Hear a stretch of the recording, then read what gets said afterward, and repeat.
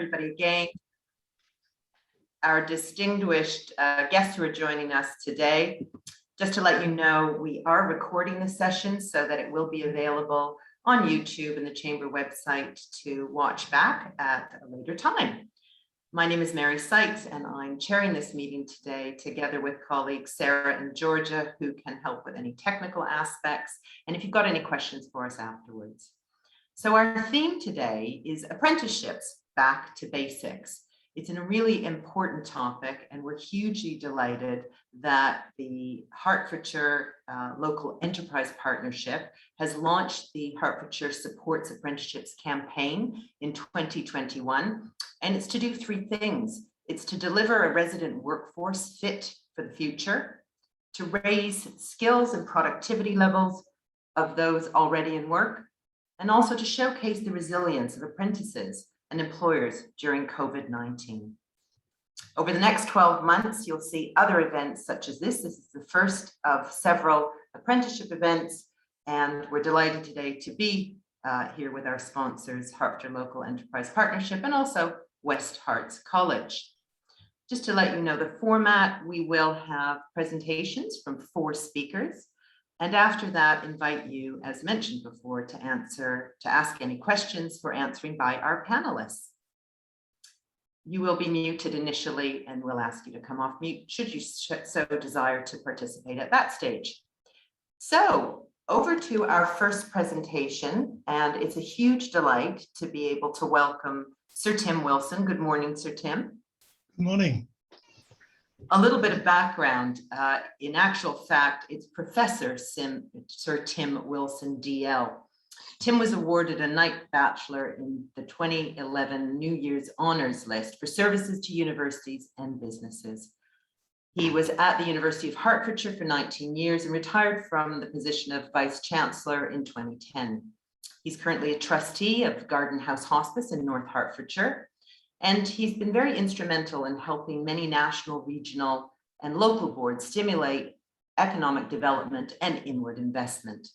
He became a deputy lieutenant for the County of Hertfordshire in 2012, and he holds honorary degrees from Hertfordshire, Plymouth, and London South Bank universities. We're looking very much forward, Sir Tim, to your presentation on the importance of apprenticeships. Over to you. Thank you, Mary. And thank you for the opportunity to say a few words at the beginning of this webinar. I've got 2 hats on today, really. My first hat is as a Deputy Lieutenant of the county. The lieutenancy in Hertfordshire is extremely well recognised for its enthusiasm and its support for Hertfordshire businesses, particularly in entrepreneurship, but also in encouraging firms to seek the prestigious Queen's Award for Enterprise, and in the context of today, supporting the development of skills and hence the health of our economy and the goodness of our society. My second hat is a consequence of an entire career working at the interface between education and employers. A career that stretched well over 40 years. Whether this interface is through the application of research or through the delivery of high-level skills to our businesses, the effectiveness of that partnership between educators and businesses really is at the core of the health of our economy and therefore the health of our society. It's at the core of providing our population with the right skills to pursue their careers. There's more than one party. There's 3 parties in this mission. There's the employer, there's the educator, and there's the facilitators that act between those 2. I have to say that in my opinion, there has never been a better infrastructure and support for businesses seeking to upskill their workforce and for young people wishing to develop their employment skills and secure their careers than it has been before. And it has to be. The skills of business success today are a long way from those required of a time past. The limiting factor is skilled employment. And as we progress post-Brexit and we look towards the future of our economy and our society, it is skills upon which we must focus. We're very fortunate in Hertfordshire in many ways. We have 4 colleges that are renowned for being at the forefront of the apprenticeship provision. We have a university acknowledged as a leader in business collaboration. We have a county council highly active in ensuring that students at our schools are provided with careers advice and support. But at the core, we have a local enterprise partnership that is focused on the delivery of the right skills for 21st century businesses and supporting a leading edge portal called HOP, H-O-P, that we'll hear more about later. We have organisations like Amazing Apprenticeships working at the leading edge in apprenticeship support. And we have the Chamber of Commerce. The Chamber of Commerce that is both a catalyst and a promoter. It provides the glue that ensures cohesion and communication. Never before, in my experience, have we had such infrastructure and support within our county for the development of high-level skills. In all the decades I've worked at the employer interface, I cannot remember such a wealth of provision and the quality of support. And we need that support, especially for our young people. They must have the right opportunities to develop and utilise their skills. We must make sure that our workforce is upskilled for the 21st century if we are to remain competitive in this global economy. I could talk for a long time. I'm an academic. That's what I used to do for a living. But at that point, I'll close for now and pass you back to Mary, who will introduce John. And I hope to speak later. Thank you. Thank you very much, Sir Tim. Very much appreciate your overview and that perspective about our very joined up community in Hertfordshire, here to support all levels of apprenticeships and parties.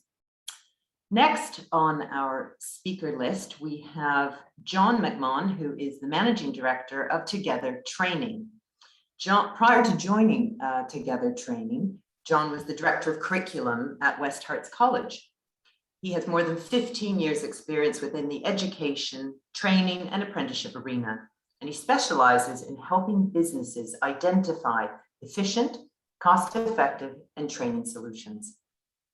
John, thank you so much for being with us. We look forward to your presentation. Thank you, Mary. And hello and good morning, everyone. I'd like to welcome you to today's session, which will focus on the reskilling and upskilling opportunities via the apprenticeship route. And I believe, Georgia, if you could share my slides, if that's okay.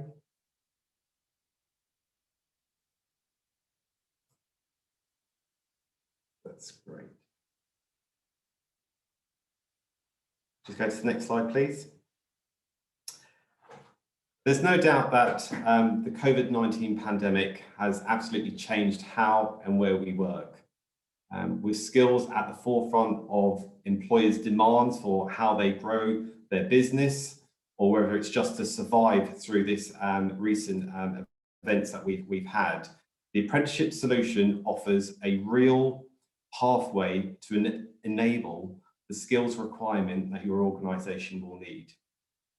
We have over 600 apprenticeships that are available, and what we do have is an opportunity where we can reshape your workforce. Well, you can look to offer upskilling opportunities, that is the training that enables someone to become better at their job, or the reskilling of development, which offers additional skills to help them move on to a new role. Now, the reskilling pathway is an important one. You can't protect jobs, but you can protect your people.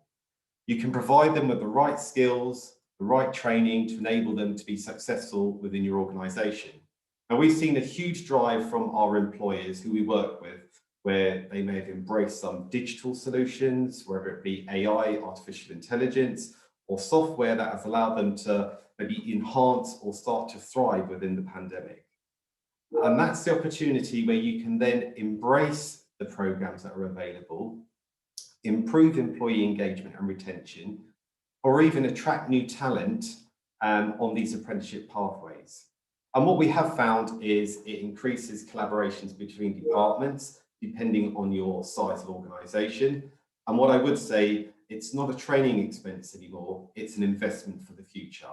And it's really important to remember these apprenticeships are available to new and existing employees. Next slide, please. So the upskilling pathway is a change for your staff. And what's most important with that is we will take good care of them. We specialise in employing specialists with the relevant career experiences so they can talk with authority and bring learning to life. We carefully select the right team for each employer so they can absorb the different types of cultures, objectives, and the challenge of the business. We're renowned for supportive collaboration, as is all the training providers and the colleges and university in the county. And what we want to do is work alongside employers to provide exceptional results. And with over 600 apprenticeship programs that are available that have been designed by employers, this is a really great opportunity, as Tim mentioned earlier, where you can access this provision for upskilling staff or attracting new talent. If we just have a look at the next slide, please. So what we have on here are the current incentives that are available. We can help with recruitment from the very beginning, whether that be support from initial contact, from inquiry to uploading an advert and sharing CVs with you. The current incentives are staying live up until the 30th of September. So you can see there is a real incentive at the moment to take on a new apprentice within the organisation with the funds that you can claim back from the government. We provide at the college high quality work experience alongside the students' full-time study. And those students are ready to leave the college to look at their next area of expertise, moving on to a high level or an apprenticeship or to the world of work. And what we can offer is high quality, technically based apprenticeships that require the specialist workshops and the masterclass technicians to deliver the training, or we can provide the more business related professional services route that offer the blended learning that may suit your employees. And it's important to note that these incentives will still be live after 30th of September, but the amounts will start to decrease. So the government's drive of supporting young people into the workplace will maintain, but we've got this real drive at the moment to support businesses grow, take on learners, and the subsidies that are available will obviously help you with that transition. We'll just move on to the next slide. Now, I hope that's given you a flavour of what we can offer in terms of support. The apprenticeship standards range from many occupations. As I've said, there's over 600. And what I'm going to do at this point is invite my colleague, Bex Bailey, who's the Learning and Development Manager at Camelot Group, to talk you through some of her experiences of how she's worked with us, embracing the apprenticeship and the funding that's available on the upskilling piece. Thank you. Thanks, John. So I'm delighted to be able to share my apprenticeships journey with you and give you guys a bit of an overview on what we've done at Camelot. I'm going to share with you what we've done, what's worked, and kind of what hasn't, to help any of you guys that are thinking about starting to use a levy. So in around 3 years ago, we didn't have anyone at Camelot studying for an apprenticeship. We weren't using the apprenticeship levy at all, though we've been paying into it from the start. So when I started with Camelot back in 2019, that was one of my key priorities. I felt when I started we had a choice. We could either recruit apprentices into the business, and that should be my focus, or we could focus on using apprenticeships to upskill our existing people. So because our L&D team was pretty small then, I wanted to do one of them only and just do it really well. And I decided in the end to focus on developing our existing people. Our engagement surveys were telling us that our people, they love learning, they want more opportunities to develop and grow. So targeting them felt really right. And that's been our focus in the last couple of years, that internal focus. So from 0, we're now at 100 people on apprenticeship programs. That's roughly 10% of the organisation for us. So that's what I'll be talking to you about today, not about hiring apprentices, but how we've been using the levy to upskill our existing talent. So the two apprenticeships that we've focused on the most are the level 3 team leader and the level 5 departmental manager. We've chosen those because we felt that that they were the programs that would have the broadest appeal. And also because they could, two birds, one stone, they could form the basis of an internal leadership development program for us, something that, our people were telling us that they wanted. So when we were getting these two programs up and running, we found that we had a couple of hurdles that we were going to need to overcome to set us up for success. So the first was all about the perception of apprenticeships. So how do we get people really interested and getting people signed up? We found there were a lot of misconceptions around apprenticeships. People felt that you had to be at a certain age or a certain point in your careers to do one, when actually this new apprenticeship system is completely different to the old one, where you think of people, doing, learning how to a trade or something with an apprenticeship. So that was challenge one. The second challenge was the amount of time. So we needed to get our senior teams just to feel comfortable with this 20% off the job hours that we need to ensure that every apprenticeship gets. This one was massive because that time is essential for all the learner experience. So that manager and leader support is absolutely essential to make these programs work. So the first one, the perception of the apprenticeships, that was the easiest one for us to tackle. So with a lot of learning and development, I find it's all about the branding, the initial hook and the marketing. So we didn't talk about these apprenticeships as apprenticeships, we marketed them as the opportunity to join the Camelot Lead Your Way programme. And within the Camelot Lead Your Way programme, there were a couple of options. People could join the Step into Management programme, which was the level 3 team leader, or they could join the Step into Leadership programme, which is a level 5 operations manager. So that gave us something to market that felt very us, and we knew would really resonate with our people, so that they would actually click through to find out more. And that's when we told them all of the information about the apprenticeship and what they were going to be getting into. We never hid any of the fact that these things were apprenticeships, but we did just take a different approach to actually get this out to them, get this out to market. The time aspect, that was our second challenge. Just quickly want to touch on that. And that was a slightly harder one to crack. We found that our exec team was massively supportive and said that all of their teams would make sure that the apprentices had the time to learn.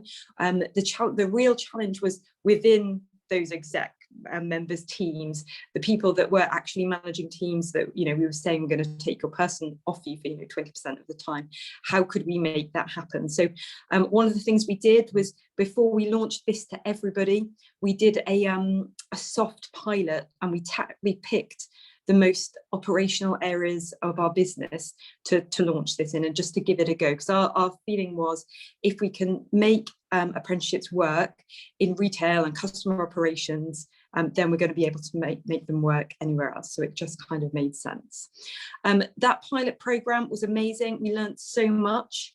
And 1 year on, in 2020, we launched this Lead Your Way program to the business as a whole, with a really, really big bang launch. It was amazing to have been able to kind of iron out all of the kinks along the way, and know that we were then going to be offering people really great learning opportunities. And if I was going to say 3 key things that we learned, the first one is you need to have the right provider. We actually switched providers. So we had a provider before we started working with Together Training. The experience with them wasn't so great. The one thing I found with Together Training, and John mentioned it earlier, it's collaboration and personalisation of all of the sessions, everything right from the start. I mean, John's team talk about the apprenticeships in terms of the Lead Your Way programme and Step into Leadership and Management, rather than talking about them as a level 3 ops manager, level 3 team manager. He kind of carries on the Camelot ethos in what he delivers, which is essential for making sure that the apprenticeship really connects with who you are as a business. And so that's point 1. You need to have a really great selection process in place, quite a rigorous selection process, because the apprenticeship is hard. You want to root out, it's not about the numbers, it's about the quality of the applicants that you get. So having a really kind of a strong selection process is really important. And finally, it's all about those line managers of the people who apply. So we found that the more supportive the line manager is, and the more you can do to engage the line manager and really give them a sense of what their team members are going to be stepping into, the more that they can help support them, and the more they're going to help their learner get the most out of the learning journey. So we do things like line manager briefings, line manager lunch and learns. We have catch-ups with the line managers kind of like once a quarter, just to see, check in with them and see how they're doing, see if they need any support in helping their team member. You know, it's all about that kind of connection. So there were 3 key learnings. I'll just one final point. So in terms of the impact, so what have we seen? So we get great feedback from line managers who tell us that they see people are growing and developing. But that's a lot of qualitative data. But in terms of quantitative, we know that roughly 33% of everybody who comes on an apprenticeship program, they either take a promotion or they take a sideways step into a different role, either during the apprenticeship journey or just after. And we're pretty pleased with that kind of rate of progression. And I think that it shows that these opportunities are helping people find opportunities to move and prove their skills and go into different kind of areas of the business that they're interested in. And I think I'm probably out of time. So in a nutshell, that's how we've been using apprenticeships at Camelot. If anyone's got any more questions or would like to connect with me outside of this, I can talk you through it all in a little bit more detail. But I think I'm handing over to Mary now. Thanks, Bex, very much. John, I don't know if you had any more contributions to Beck's presentation at this stage. No, it was just to really echo Beck's comments. There is, all training providers across the county will really work with the employer to understand their needs and what they need, whether that's upskilling or a new recruit. And obviously with regards to the new recruits, we need to really understand what it is your business needs, the type of individual you need, because that candidate's really crucial, especially for an SME. So whilst we have that exciting upskilling package, we can also help with attracting new talent into the business for a young apprentice as such. Brilliant. Thank you so much to John and to Bex. As mentioned, we'll have some Q&A after our next presentation. It's very much my pleasure to introduce Caroline Cartwright. Good morning, Caroline. Morning, Mary.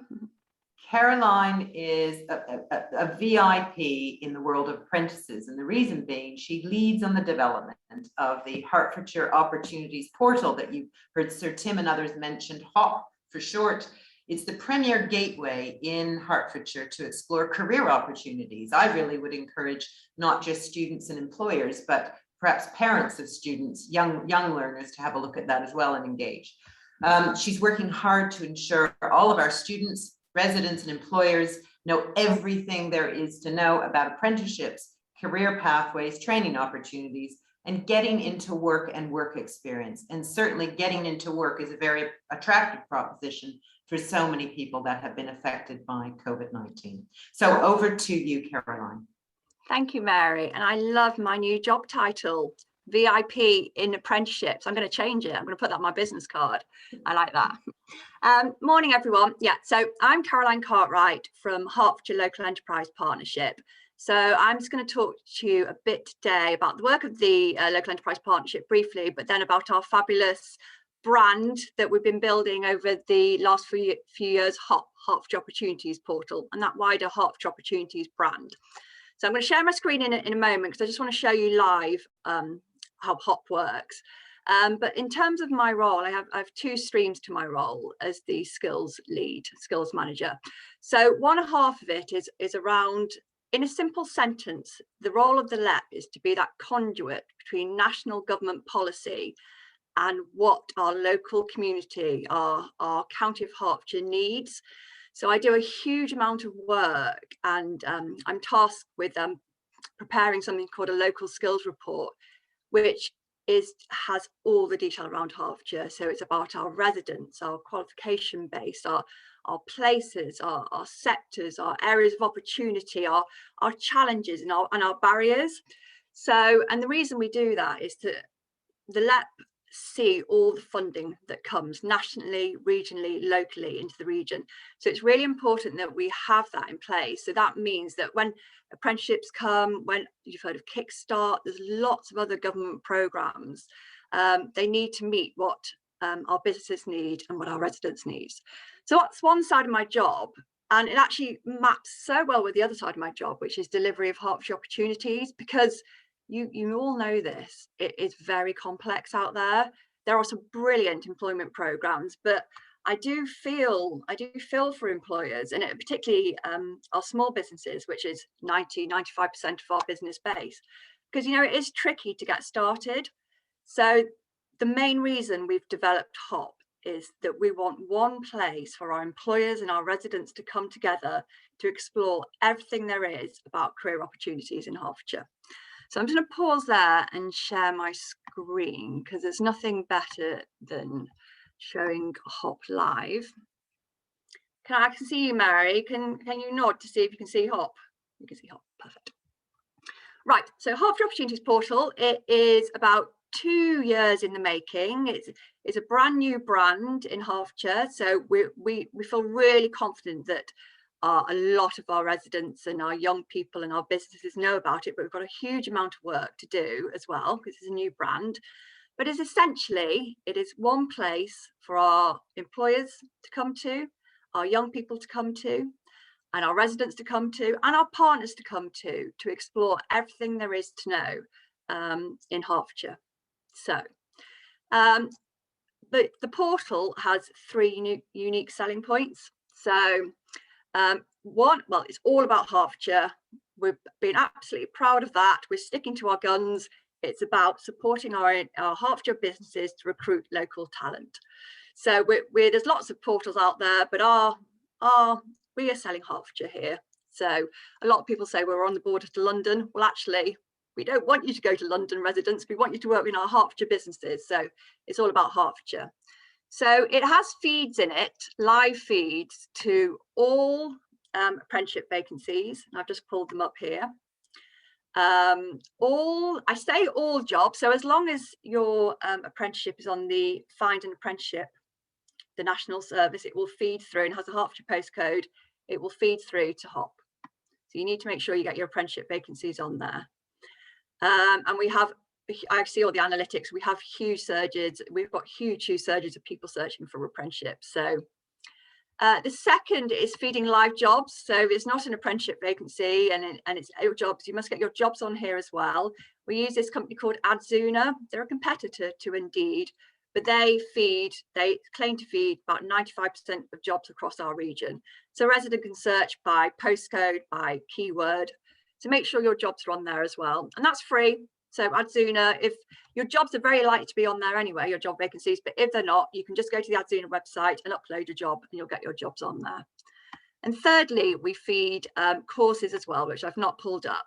So as long as a provider has their courses on the National Careers Service Find a Course website, it will pull through on HOP. So at its core, it has these live feeds running through it. So that's one unique selling point. The second one, it's absolutely full of information for employers and residents. I call it labour market information. So within Hertfordshire, we have some really exciting sectors, some really exciting places. So for example, across life sciences and engineering, and our fabulous film and media sector in the Southwest Hertfordshire, fantastic leisure and hospitality sector, loads of opportunities within health. So we want, particularly for our young people, but also our adults, we want to give them the opportunity to really explore these sectors, understand the career pathways, understand who all the main employers are, so they can do that on HOP. It's absolutely packed full with local labour market information. I won't show you now, but what's really good, so for example, these sector pages, each one of them, you can explore a sector. And then every one of these pages then has these feeds running through. So it's feeding local science apprenticeships, local science jobs, and local science courses. So it's always bringing back our resident to local employment. So these feeds are really, really powerful. And then, so it's great for labour market information. And then finally, it's absolutely packed full of content. So we have these 2 main areas here. So this is for residents, for exploring careers. And so it goes through that journey of work experience, your decisions at 16, everything about apprenticeships, higher education. I'm in employment, I want to retrain, so we have an employment hub. And then also for yourselves as employers, we have lots of hub pages on work experience, T levels, and industry placements, which is a new program which is coming to town. Lots on apprenticeships or recruiting and upskilling your staff. So all our local programs, we have lots of funding in Hertfordshire, wider than apprenticeships. So we'll all be in here. So join up to our mailing list, or just make sure you come and visit HOP, because there's lots of opportunity to find out about skills programs in Hertfordshire. I want to just direct you to our apprenticeships hub. Oh no, it's not there. I'll have to go to it. So employers apprenticeships. I think it's really interesting what John and Bex have both talked about, because they've talked about predominantly using apprenticeships to upskill your existing staff. And what's great is that we're going to run a series of events with the Chamber, and the next event we're going to look at is that area around recruiting your talent, because that's tricky. And John will nod his head to this, is that actually finding that talent and really spreading your wings as an employer and going out to seek that maybe a young person or adult is one of the trickiest areas of it. So in our apprenticeships hub, we have got a lot of information about how you would approach apprenticeships. I will direct you to this step-by-step guide. So there are a number of steps to apprenticeships, and if I just come down here to the step-by-step guide, I would say these first 4 steps can be the trickiest. When you found your Together training, when you found your West Herts, you're flying. They will hold your hand through the whole process. But it's actually these initial steps where I know our SMEs and our large employers, Camelot didn't start for a few years. I know that's where they're getting stuck. So it's understanding where apprenticeships fit in the business, recognizing these skills gaps. And then, oh, I have to come out there, hide. And then once you've understood those skills gaps, out of those 600 apprenticeship frameworks, standards that John's talked about, which one is right for the business, and then understanding the finances and funding, and then finding that training provider. So those 4 steps are tricky. So we have a step-by-step guide here, and HOP is very digital, but I'm pleased to announce that we've managed to secure some extra funding. So from September onwards, we'll have some skills specialists on the ground. So websites are great, they have all the information, but actually very, very often at the end of the day, you want someone on the end of the phone, you want someone on Zoom, you want someone to come and visit you and take you through that process. So yes, so we'll have some more feet on the ground from September to support our SMEs. So please call me now or email me now. I'm available now. But from the autumn, we'll have a lot more support in that area. And HOP does have a lot of the answers, so go to HOP as well. And then I think our next session we're going to run with the Chamber is very much about this bit here. It's about finding that talent, and ideally finding that talent on your doorstep, finding it from your local community, from your local schools. So how to engage with education, how to engage with your schools, how to engage with the university, and how to engage with those residents on your doorstep that are absolutely ideal for your business. So we can stop this. We've got this odd stats in Hertfordshire where we export a huge amount of talent and then we import a huge amount of talent, and it's very odd. So why aren't we recruiting that talent from right there on our doorstep? So I just wanted to show you a bit of HOP there. I'll come out of HOP. Yeah, and I think that was pretty much all. I just wanted to give you a bit of a whirlwind about the Hertfordshire Opportunities brand. It's here to stay. We've got huge commitment from the Hertfordshire County Council and across our colleges and university. We're doing a huge amount of work in schools. So Tim will know about this. His colleague, the Lord Lieutenant of Hertfordshire, is visiting the Hitchin Priory this afternoon to give them £3,000 of funding to spend on careers education, because Hitchin Priory have just won our HOP competition for the most registrations on HOP over about a 3 or 4 week period. So yeah, we do a huge amount in the schools. So yeah, being engaged with HOP will make sure that your vacancies, your opportunities are going out through the schools network. So at the very least, engage with HOP for that reason. But yeah, we're doing a lot of work with the job centres as well, and a lot of the employment programmes for our adult residents as well. So Mary, I think I will stop there and we'll have a see. So if any questions are coming in. Absolutely. Thank you, Caroline, very much. And you can hear the expertise, the passion in Caroline's voice.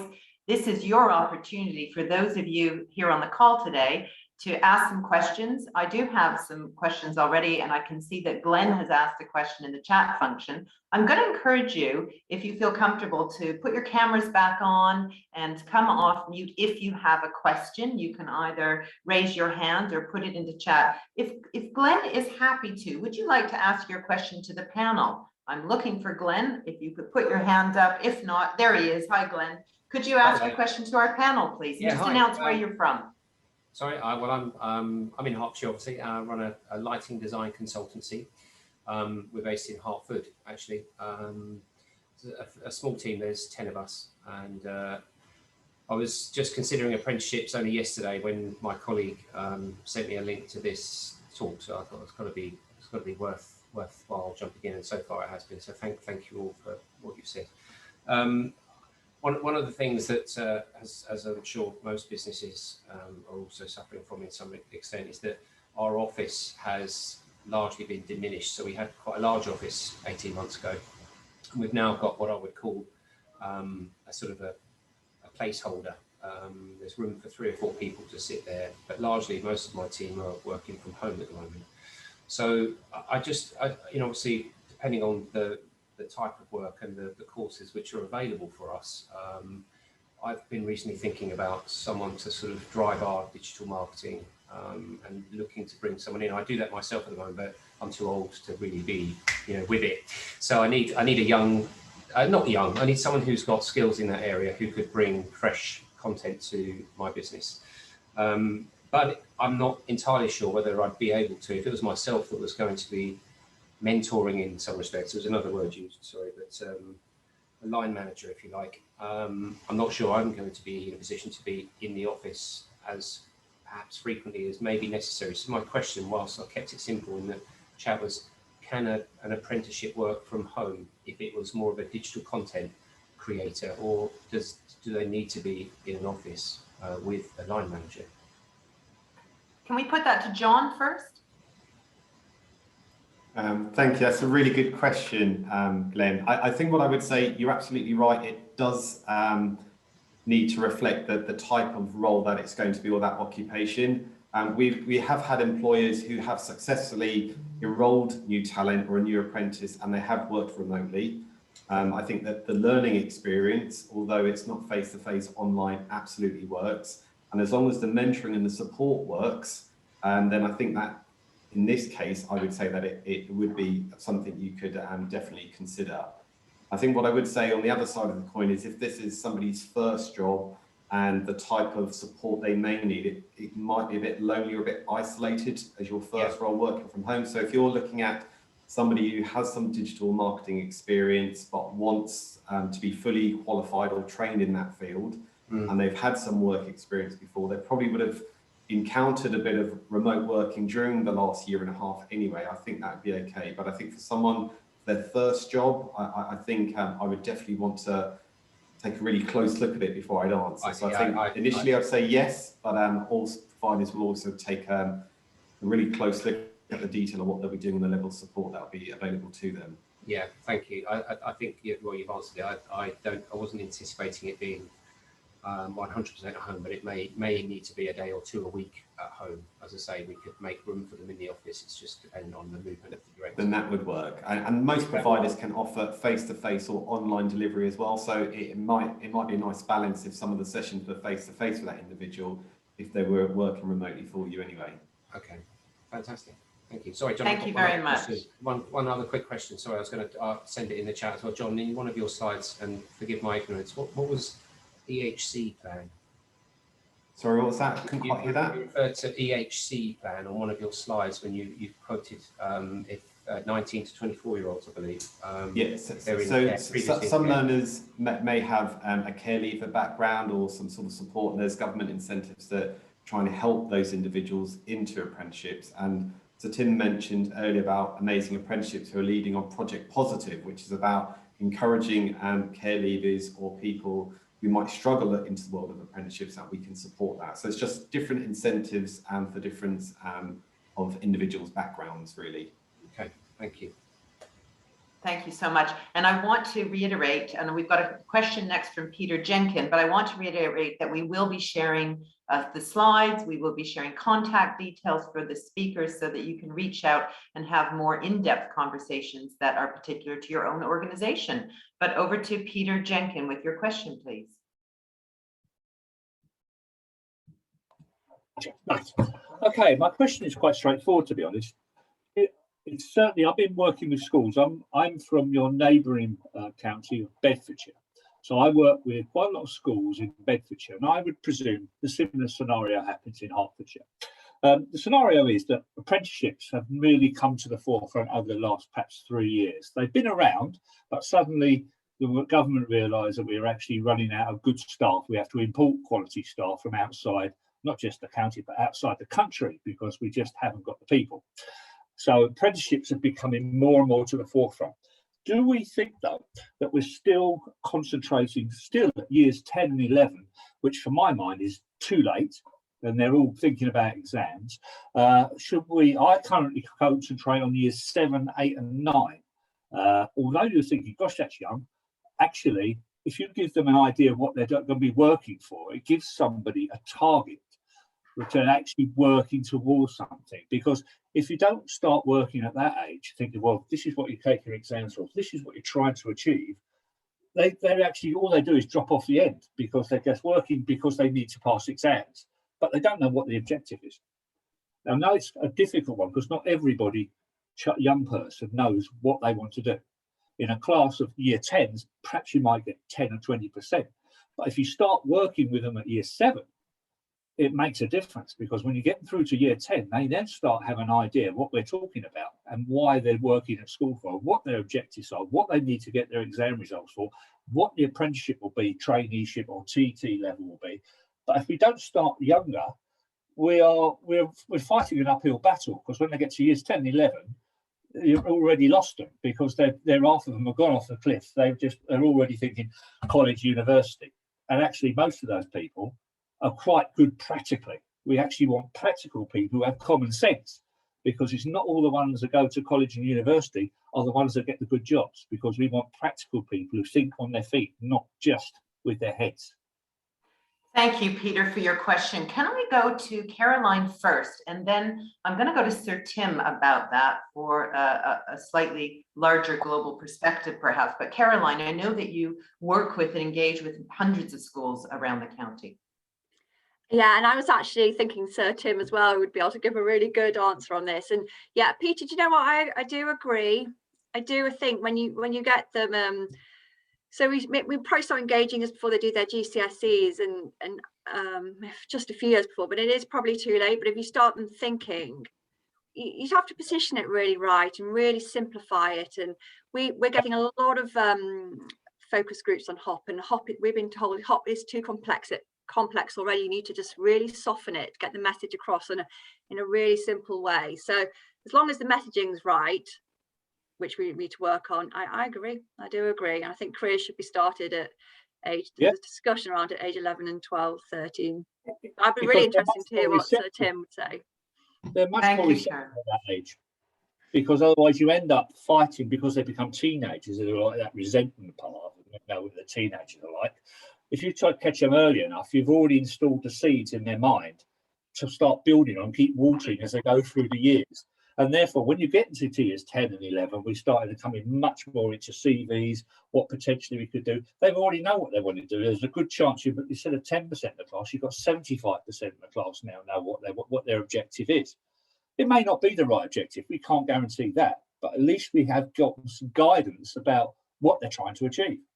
I think early conversations around academic and practical and technical would be really useful. Really, so a person understands how they like to learn. If that happened much earlier, I think that would be really positive. So absolutely right. Thank you so much. Over to Sir Tim, and I also want to be mindful of the fact that apprentices are not always the younger generation, so we have to be inclusive in that regard. So, Sir Tim, your observations. If you excuse me, my first question to Peter is, how did you get the backdrop, Peter? Or actually, are you phoning from the Caribbean? I'm phoning from the caravan. I don't normally have this backdrop, but it's rather warm today out here. I'm just going to go and get myself a lager shandy. But no, it comes free with Zoom. I don't normally have this. I normally have Bluebell Woods. I was surprised it came back as my old backdrop. So yes, that's how I got my backdrop. Okay, to respond to your question though, I think there's a really good case for exposure to work protocol, to work culture earlier in the school years, and I think the schools are working towards that to ensure there's exposure to young people. But to commit them to a particular career too early, I think is unfair. And I speak as, you know, like many people of my generation. I started as a paper boy, went to a milkman, and actually my first job was as a plumber. So I have skills. I must go into plumbing again. I'll probably make a living out of it. But the real answer to you is, I think exposure to the work environment is essential from a very early age. I think committing young people to a particular career too early is actually quite dangerous. So early exposure, early engagement, but then a lot of advice, a lot of guidance, and help them down the route. Again, if you'll excuse me for a moment, you know, I didn't call it an apprenticeship, but I went to university as a modern day apprentice. I worked every vacation, every holiday, every chance I could in a place called Yorkshire Imperial Metals, which closed years ago. But it's that exposure to work at an early age. That's the important part. Thank you so much. And I'm sure we could continue about the merits of getting in there early. I think we all have a responsibility as parents, business community, educators, and so on. But I do have a question for Bex Bailey, if I could come to Bex for a minute. Thank you very much for your presentation and really bringing to life the apprenticeship route that Camelot chose to go. I think the question is, what will you do from here forward? So will you implement apprenticeships for new starters, as we're talking about, or will you carry along the path of encouraging those people that already work with Camelot to continue on their education journey? Good question. I think what we're going to be doing is continuing with that internal focus, though with, you know, like I said, we put 10% of the business through apprenticeships now, so that might kind of be waning off a little bit. So we'll continue with that, but we will 100% be starting to look at recruiting people in as apprenticeships. That's a big part of what we see in our future. We're going through a slightly unusual period as a business. I'm not sure if any of you are aware, but we're in a competition bidding for the 4th national lottery license. So at the moment, we're kind of just, you know, we're just seeing how things are going to go with that before we, you know, commit to, you know, a huge like hiring and, you know, saying that we're going to do X, Y, and Z. But as soon as we have an outcome for that, which hopefully will be a positive one, fingers crossed, that would be our next thing and the next big focus for me. Brilliant. Thank you so much. I have a question for John, and I can also see there's another question about what happens beyond the 30th of September in terms of those incentives from government. John, perhaps you can take that question. The other question I've got for you, John, is it geographically specific for those businesses on the call today who are interested in taking the conversation further and embracing apprenticeships into their organizations? Are you geographically linked with those businesses that are in the West, and they would go to their local training providers in a different part of the county? Thank you, Mary, and for Glenn for your question. So I would imagine Caroline might be able to help also with this, that after September, the government may look to renew that because they will want to maintain the push to grow apprenticeships. But I would imagine they might halve the offer, because I'm pretty sure that's what it was close to before, Caroline, before they put the incentives up to what they are. I mean, there was always a grant between 1,000 to 1,500 and some occasions 2,000, but they've almost doubled it to close to 3,000 or 4,000 at the moment. So I do think they might increase the deadline date of end of September and maybe push it forward to the next year. But if not, it might drop by 50%. And Mary, just to take on board your question, I think it all depends on the type of apprenticeship. I think if you're looking for a very technical based apprenticeship, whether you're looking at construction, engineering, then you would need a local provider because they have the specialised workshops and the masterclass technicians who can deliver the training that's needed. What we can do is we can offer a sort of face-to-face or a blended offer for people within Hertfordshire, but we also work with clients who sit outside of Hertfordshire, you know, across the whole of England, and we can offer an online version as well. So I would definitely encourage employers want to find out more, have a conversation. I'll absolutely do my best, and if I can't help, I will point them in the right direction. Brilliant. I appreciate that. I think we've got time for a final question or two to Caroline.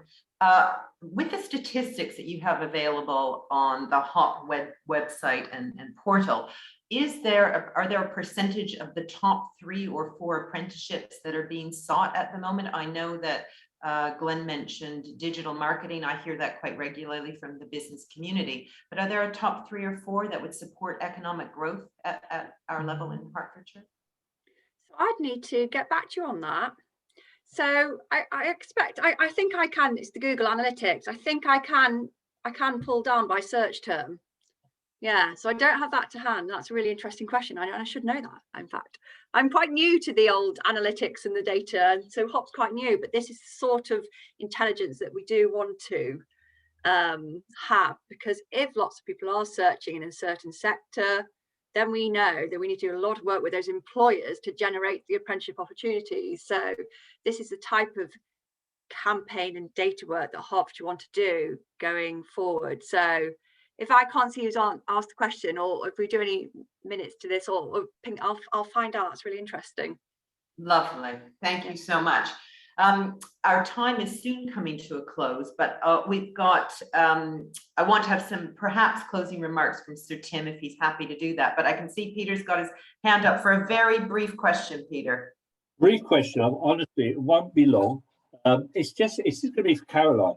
I've now been requested to start mentoring in Milton Keynes to people. I presume this will apply to Hertfordshire, where students are leaving school and are just falling into basically falling into what we used to call the dull. Have Hertfordshire got any plans put in place for mentoring these people? Because when you see them apply for a job, they've completely wasted their time. They have no enthusiasm to do it. So that Milton Keynes have asked me to help them to get prepared young people. Yeah, so we have secured some, it was European funding actually, and Hertfordshire County Council run a programme called Pathways to Success. So these are young people who've left education and are not in employment or education or further training. So there is a mentoring programme there. And we do know through the Kickstart scheme that the work coaches within DWP are spending a lot of time with young people who are on universal credit. So that programme as well is picking up a lot of the mentoring side. So yeah, we've got some European projects running at the moment. So we have got we're hoping we are supporting that cohort of young people.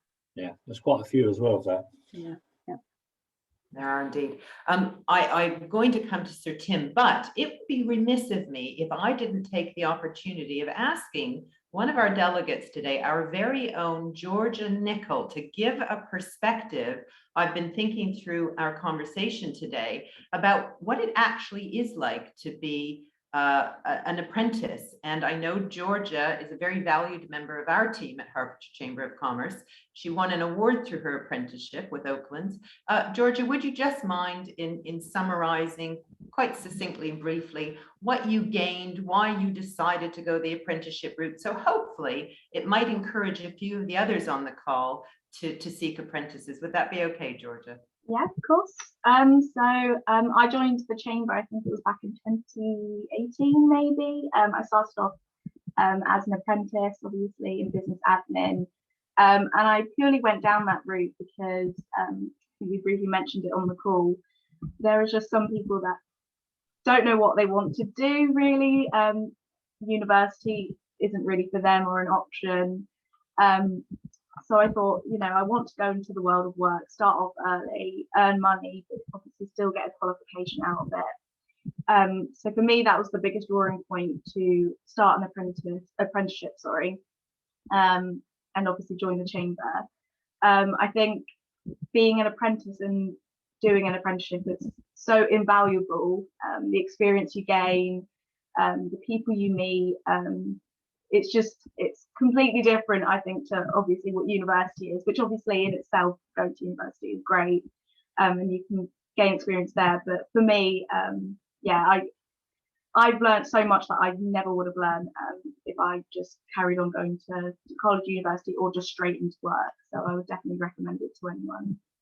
Thank you, Georgia. Really grateful for that. We've got a few minutes left. I've got some announcements, but I think to wrap up, can I hand back over to Sir Tim just for some closing remarks about our event today and apprenticeships in general? Thank you, Mary. I thoroughly enjoyed the webinar, but you'd be surprised if I didn't have a few things to say at the end. The more I reflect upon it, the more I think that every employer, whether the employer be private sector, public sector, charitable sector, are all facing a skills challenge, because the skills we have today aren't necessarily relevant for the skills of tomorrow. And we all recognize the digital issues especially, but there's more than that. There's a lot more than that. And the days 15, 20 years ago, when education finished and employment started, those days have gone.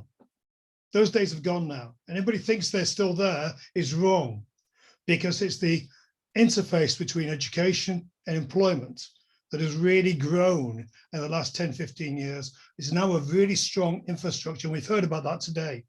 We've heard about that from the other speakers. It's an immensely exciting time to be around the apprenticeship agenda. And we have capacity to fulfill employers' needs in Hertfordshire. The infrastructure is there. You've heard the people today. There's never been a better time. So my thanks to the Chamber, especially for hosting this. But actually, I've learned an awful lot today, and I'm sure other people have as well. Thank you very much indeed. Thank you. Thank you so very much. Our thanks are extended, of course, to Hertfordshire Local Enterprise Partnership, to West Herts College, particularly to our speakers, to Tim, to John, to Bex, Caroline, and to all of you for attending today. If you like what you've heard today and you want to be part of the conversation going forward, please join in on our campaign called #Keeping the Heart in Hertfordshire. We will be posting on LinkedIn, and if you like what you've seen, please share that and participate in comments. A couple of dates for your diary going forward. We have a Queen's Award workshop that was mentioned by Sir Tim in the very beginning of his presentation. That will be on Monday, the 19th of July. It's a free event, and if you'd like to learn more about how you and your business could benefit from applying for a Queen's Award, please do join us.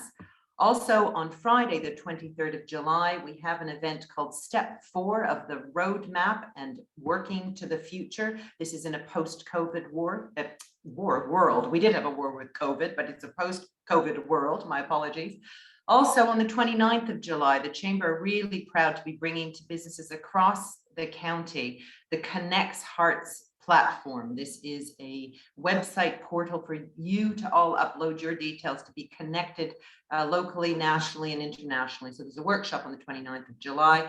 And last but not least, the Chamber are supporting an initiative with the Growth Hub and the Hearts Left called Peer Networks. If you employ 5 or more people, you turn over £100,000 or more, and you're ambitious for growth, there's free funding for you. So please reach out to myself or colleagues, and we'd love to give you more information about that. We are on 12 o'clock. It's the end of our webinar. We really appreciate your full attention and time today. As said, you will receive a link for the recording of today's session and the slides. Thanks so much. Have a really great day, and hopefully, fingers crossed, a sunny weekend full of apprenticeship planning. Thanks so much, everybody.